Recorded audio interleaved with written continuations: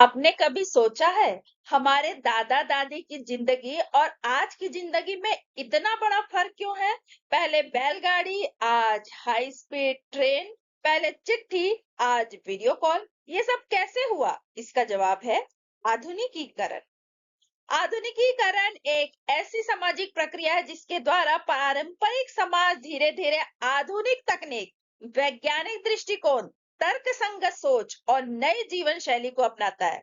यह केवल तकनीकी बदलाव नहीं, बल्कि यह मानसिकता, मूल्य, संस्थाओं और जीवन के हर क्षेत्र में परिवर्तन लाता है। समाजशास्त्र में आधुनिकीकरण का अर्थ परंपरागत समाज से आधुनिक समाज की ओर संक्रमण, वैज्ञानिक, तार्किक और प्रगतिशील सोच का विकास। जब समाज पुरानी मान्यताओं को छोड़कर नई और बेहतर चीजों को अपनाता है, तो उसे कहते हैं आधुनिकीकरण। देखते हैं आधुनिकीकरण के प्रमुख प्रभाव। पहला है सामाजिक प्रभाव। जाति व्यवस्था का कमजोर होना। पहले समाज में जाति के आधार पर ऊंच नीच का भेद जो है वो बहुत मजबूत था। लोग अपनी जाति के बाहर दोस्ती, विवाह या काम करने से बचते थे। अब क्या हुआ है?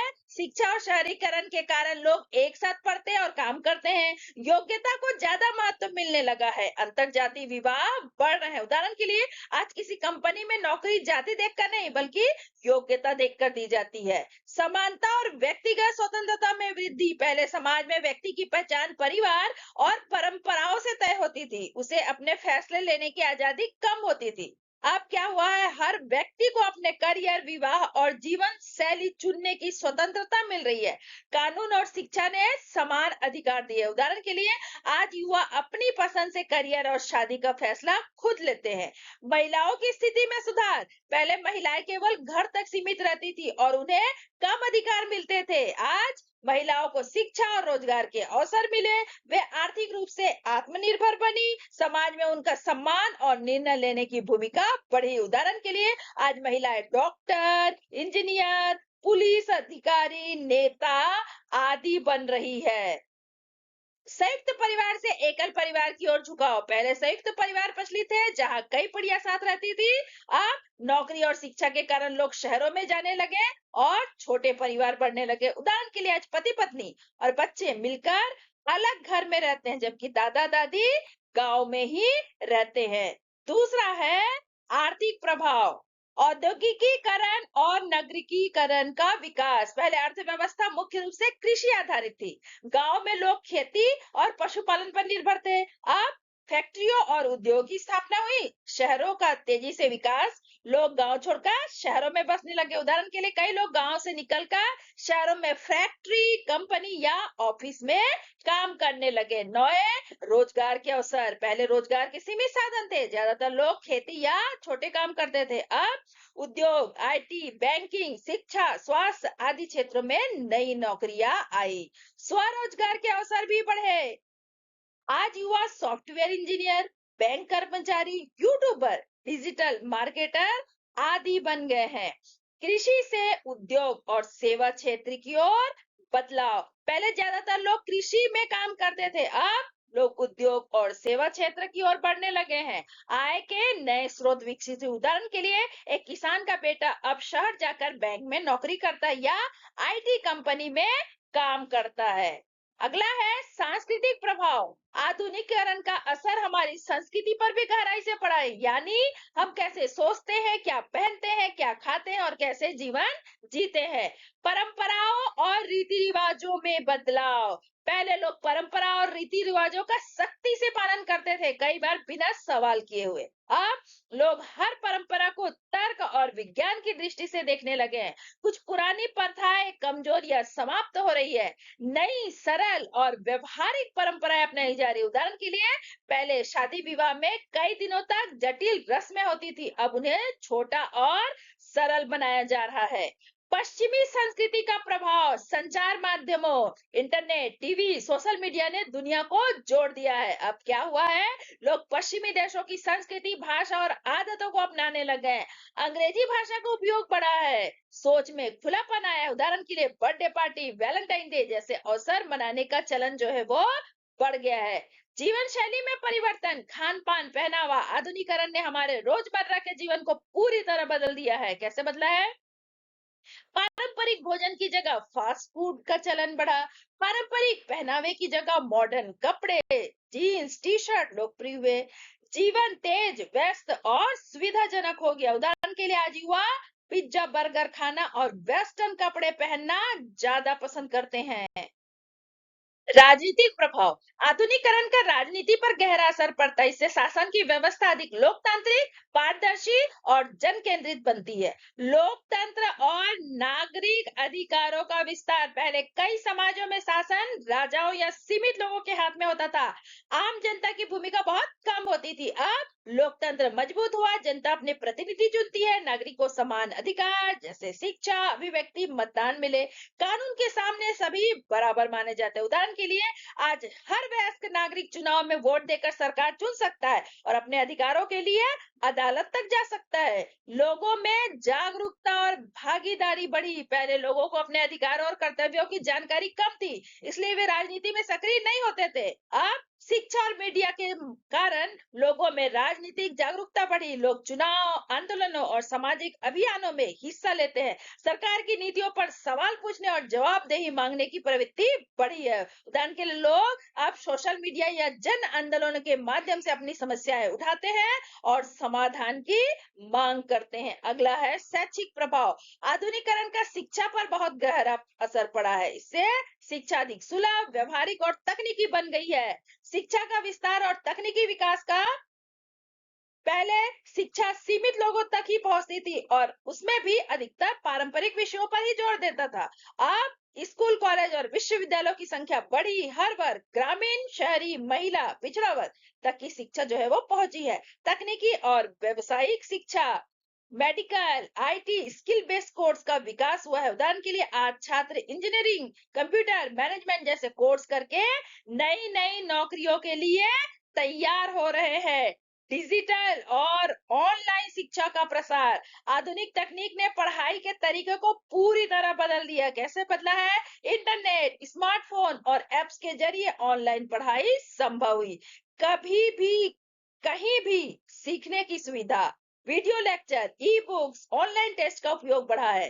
उदाहरण के लिए आज मोबाइल में छात्र जो है यूट्यूब, ऑनलाइन क्लास या एप्स के जरिए घर बैठे पढ़ाई कर रहे हैं। यह खासकर कोरोना काल में तेजी से बढ़ा था।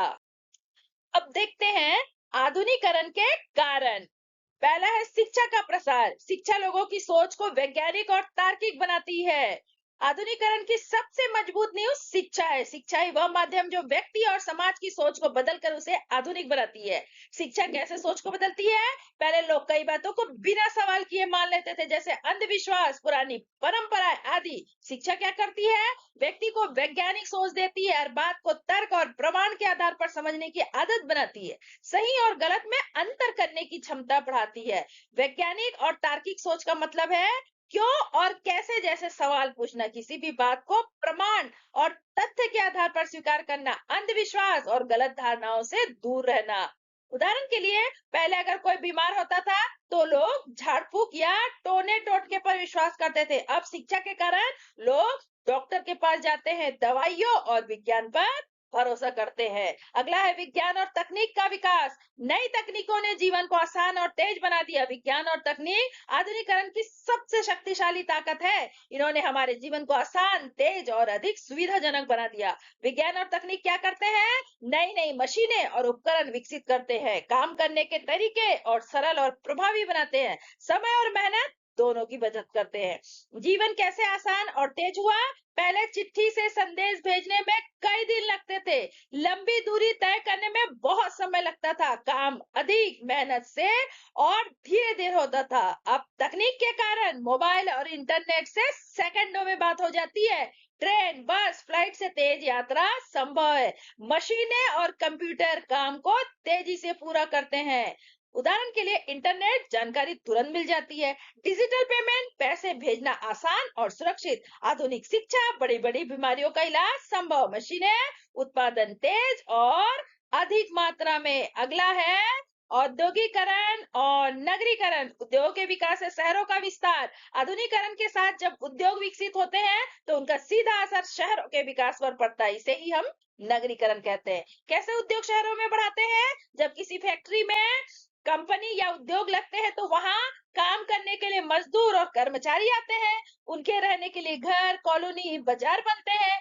धीरे धीरे वह जगह गांव से शहर में बदल जाती है। इससे पहले क्षेत्र जो है वो छोटा गांव था, लोग खेती पर निर्भर थे, सुविधाएं कम थी। उद्योग आने के बाद रोजगार के लिए लोग वहां आने लगे, सड़क, बिजली, पानी जैसी सुविधाएं बढ़ी, स्कूल, हॉस्पिटल, बाजार विकसित हुए, वह क्षेत्र शहर में बदल गया। उदाहरण के लिए जहां बड़ी फैक्ट्रियां लगती वहां आसपास नई कॉलोनियां और बाजार बन जाते हैं। लोग गांव छोड़कर वहां नौकरी के लिए बढ़ जाते हैं। जैसे किसी औद्योगिक क्षेत्र के पास धीरे धीरे पूरा शहर विकसित हो जाता है।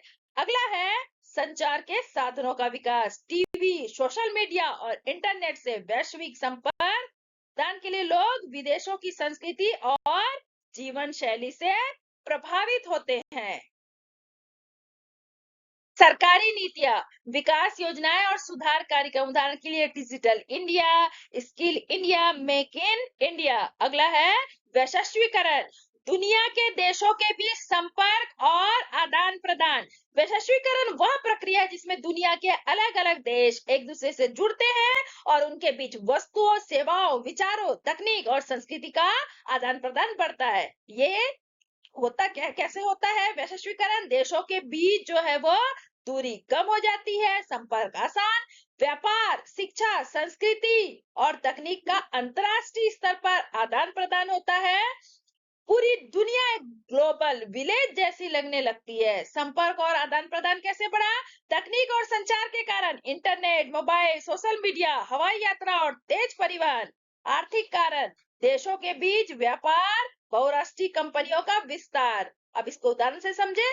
आप भारत में बैठकर विदेशी कंपनी का मोबाइल इस्तेमाल करते हैं, आप दूसरे देशों की फिल्में और वेब सीरीज देखते हैं, आप पिज्जा, बर्गर जैसे विदेशी भोजन खाते हैं। विदेशी कंपनियां भारत में आकर नौकरी के अवसर देती है। आगे इसका निष्कर्ष, आधुनिकीकरण समाज के विकास और प्रगति के लिए आवश्यक है। यह जीवन को सरल, तेज और सुविधाजनक बनाता है, लेकिन इसके साथ यह जरूरी है कि हम अपनी संस्कृति, परंपरा और मूल्यों का संतुलन बनाए रखें, ताकि विकास के साथ हमारी पहचान भी सुरक्षित रखे।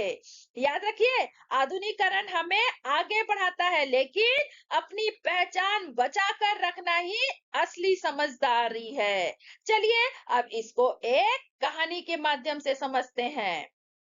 दो दुनियाओं का गांव। मध्य प्रदेश के एक छोटे से गांव रामपुर में रवि नाम का एक लड़का रहता था। उसके दादाजी अक्सर कहते थे, हमारे जमाने में न मोबाइल था न बिजली, फिर भी जिंदगी सुकून से चलती थी। रवि सोचता था, क्या सच में पहले सब बेहतर था? पुरानी दुनिया, गांव में लोग खेती पर निर्भर थे, लड़कियों को पढ़ने की ज्यादा अनुमति नहीं थी, संयुक्त परिवार में सब साथ साथ रहते थे, अंधविश्वास बहुत थे। एक दिन गांव में किसी की तबीयत खराब हुई तो डॉक्टर की जगह झाड़ फूक करवाई गई। रवि को ये सब अजीब लगता था। परिवर्तन की शुरुआत, कुछ साल बाद गांव में बदलाव आने लगा, मोबाइल और इंटरनेट आ गया, स्कूल में कंप्यूटर लग गए, अस्पताल और डॉक्टर की सुविधा आई, सड़कें बन गई, सड़क से संपर्क बढ़ गया। अब रवि यूट्यूब से पढ़ाई करने लगा और दुनिया की नई नई बातें जानने लगा। आधुनिकीकरण के प्रभाव, सामाजिक बदलाव, रवि की बहन सीमा अब स्कूल जाती थी और डॉक्टर बनने का सपना देखती थी। पहले जो लड़कियां घर तक सीमित थी, अब वे आगे बढ़ रही थी। आर्थिक बदलाव, रवि के दोस्त शहर जाकर नौकरी करने लगे, गांव की अर्थव्यवस्था बदलने लगी। सांस्कृतिक बदलाव, गांव के युवा अब जीन्स, टी शर्ट पहनने लगे और फास्ट फूड पसंद करने लगे। पुरानी परंपराएं धीरे धीरे बदलने लगी। राजनीतिक बदलाव, गांव के लोग अब अपने अधिकारों को समझने लगे और पंचायत चुनाव में सक्रिय भाग लेने लगे। शैक्षिक बदलाव, ऑनलाइन क्लास और डिजिटल पढ़ाई ने बच्चों का भविष्य बदल दिया।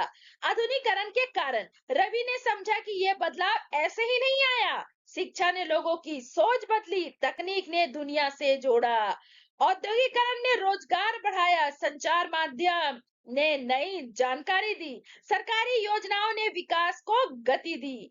अब कहानी पे आया मोड़। एक दिन दादाजी बोले, बदलाव अच्छा है लेकिन अपनी जड़ों को मत भूलना। रवि ने देखा लोग परिवार से दूर हो रहे थे, पारंपरिक रिश्तों में दूरी बढ़ रही थी। उसे समझ आया आधुनिकीकरण जरूरी है लेकिन संतुलन भी उतना ही जरूरी है। कहानी का संदेश यह है कि रवि अब समझ चुका था आधुनिकीकरण हमें आगे बढ़ाता है लेकिन अपनी संस्कृति और मूल्यों को बचा कर रखना भी जरूरी है। सच्चा विकास वही है जहां तकनीक आगे बढ़े और इंसान अपनी पहचान न भूले। अगर ये कहानी आपको पसंद आई हो तो वीडियो को लाइक करें, शेयर करें और चैनल को सब्सक्राइब करना ना भूलें। धन्यवाद।